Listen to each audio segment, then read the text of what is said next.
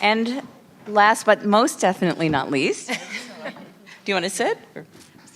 I'd like to reintroduce Odile Jacob. What is this?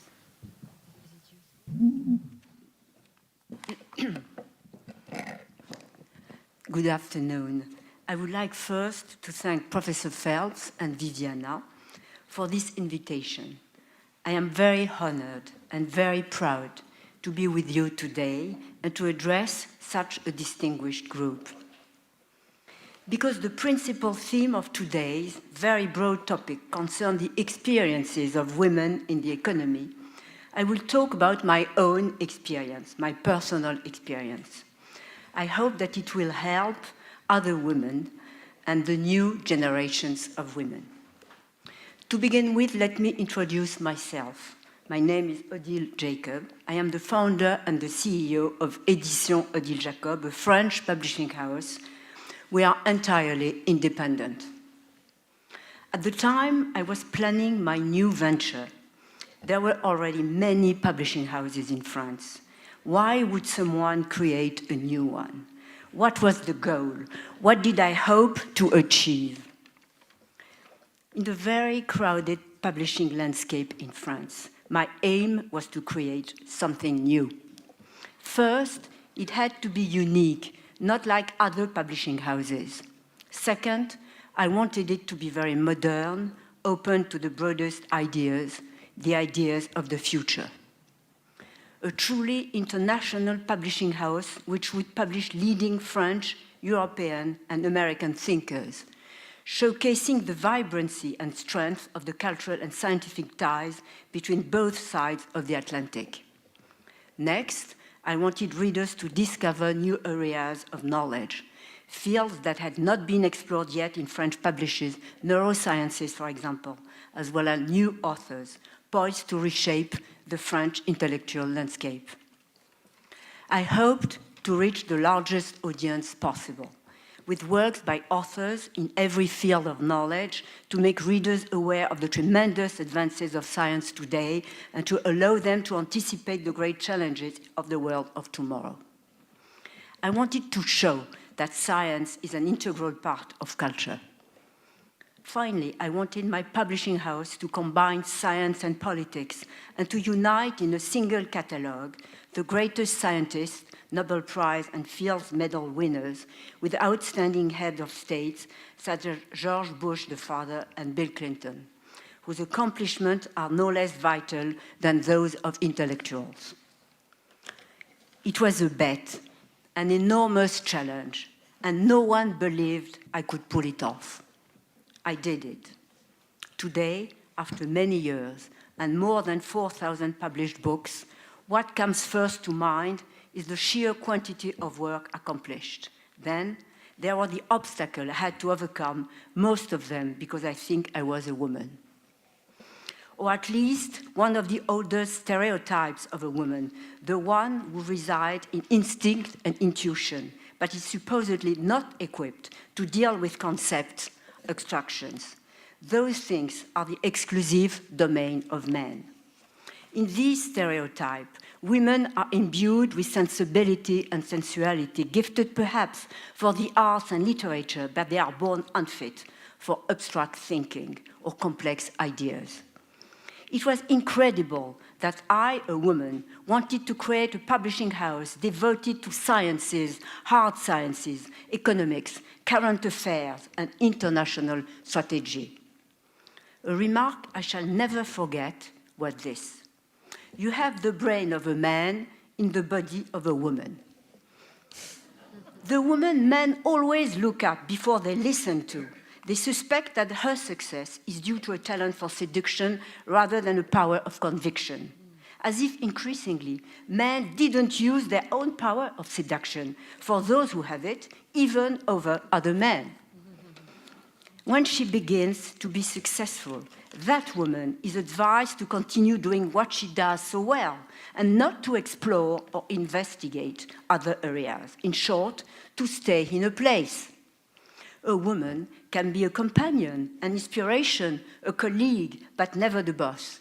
In France, It always has been difficult for anyone to create and develop a company, even for a man. But for a woman, it was considered quite simply impossible to start a publishing company from scratch in a publishing industry dominated by third and fourth generation male heirs who own and manage their businesses was totally unrealistic. People might just be able to swallow the idea of a woman creating a business, but not an industrial company.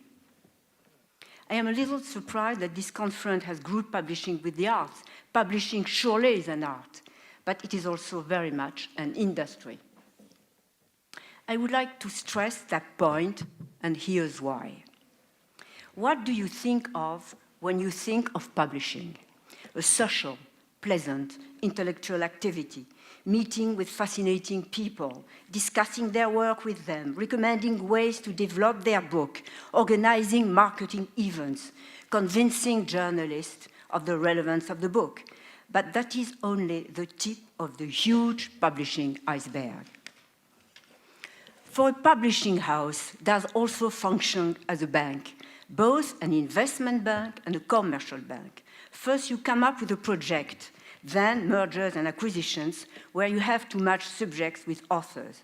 You must convince the author, who is often a renowned scientist, more concerned with peer recognition and with advancing his or her work than with writing for a wide audience. A publisher often pays authors large advances, and these might be financed long-term. Taking into account outstanding advances for all your authors, you truly are operating as a banker. But publishing is also an industry.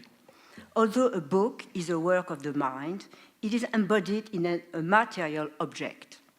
What is sold must first be produced. Physical books printed on paper, which in France comprise 95% of volumes sold, and sales revenue must be manufactured first.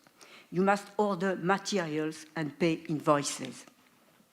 Book production involves an entire chain of industries. This chain begins with paper factories, a huge industry dependent on oil prices, and continues to typesetting and layout, printing, and bookbinding. It involves vast distribution warehouses. Just a couple of figures. Each year, we print 2.5 million books, and that implies roughly 1,000 tons of paper, which is a lot. Finally, publishing is a retail business because you have to sell the books you produce. From the moment you decide to publish a book and pay an author in advance to the time you decide to print the first round of that book, you're never sure whether it will sell or even if you recoup your cost. I won't bore you with the problem of returns of unsold stock, except to say that publishing, like all production businesses, is fundamentally very risky, not to mention the moral and political responsibility of publishing. It was unimaginable that a woman would be able to handle all these things, because you are not only responsible of yourself for the way you manage your own career, for how you develop your talent, but also for your authors, your team, for an entire group of people. For women to assume their rightful place in the economy, it is essential that there be equal pay for equal work. But it is also essential that more and more women reach the highest executive positions in large corporations in both the old and the new economies. And it is crucial that more women create businesses as true entrepreneurs. Note that of all the large corporations everybody talks about, such as the GAFAM, every single one was created by men.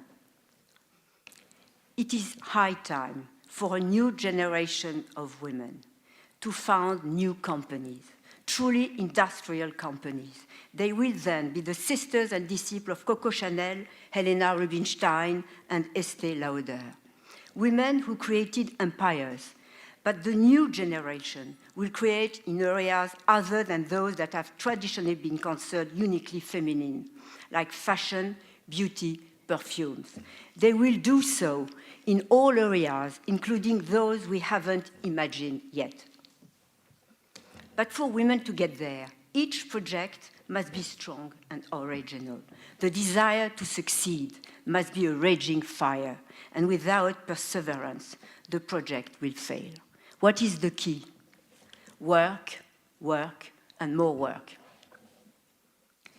But here's the paradox: mentalities, dominant social models, how women are seen, and the most profound archetypes, all these may become increasingly difficult to change as women begin to acquire more power and are emboldened to create their own companies. Why do I say this? Because one profound reason for misogyny, beyond inbred ways of thinking, is the fear men have in seeing themselves overtaken by women. There is already such fierce competition among men for positions, resources, and markets that the idea of women increasing the competition, well, for many men, it can be unbearable. I experienced the violence of such competition when I endeavored to acquire other businesses that were much larger than my own. I was then entering a fight, not just for authors, but also for market share and money. In that world, anything goes. Some people will do whatever it takes to stop you. So I began to dream. I dream of a world in which women and men are reconciled by values of authenticity and harmony and can finally embrace their differences and similarities in the light of equal rights and opportunities. Thank you. Thank you so much, Odile. We have time probably just for a short